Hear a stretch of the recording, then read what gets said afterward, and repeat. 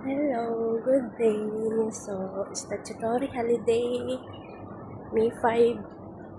So, may day off. So, karon magkita mi sa akong amiga. Kay kinahanglan jud na kung day off nimo or statutory holiday, magsuloy-suloy ka diri sa Hong Kong na kay extra kwarta. Budgetan yun na nimo sa imo kung wala ka ma-stress. Malingaw ba? Hindi ka ma-stress og budget.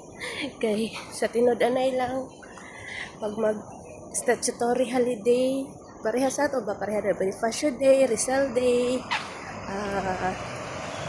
kanang kalagalag. So wala po na trabaho dari So apil po mi ana, wa mi trabaho. Kasi mo na, gawas mi.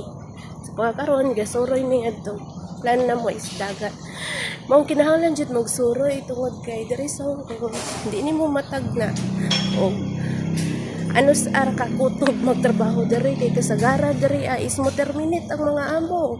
So ang uban ako kaila is usara siya ka buwan, nakauda ka uban ako. Ug ako na amiga pod.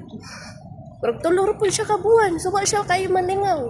So, samtang naamoy holiday o day off, agoy magsuroy mo aron ni makansi at least man lang o gipapauli mo sa inyong amo di nakaana mo nakasuroy mi diha sa hukok total kasagaran sa mga suroyanan diri kay kuan man walay bayad unya mo na termination di pareha sa Middle East sa una sa ako pagtrabaho dito sa Middle East akong amo pa nananghid ko kay kapoy kay dito dagko kay balay diri gagmay rag balay so tibuok ka adlaw magtrabaho pero og diri di ka magsige og kuan limpyo kay kasagaran diri magatod ro ka sa bata di makapoy ka so di ka maayo na sa imong amo is ma-terminate gayud mo na akong sharing. Thank you.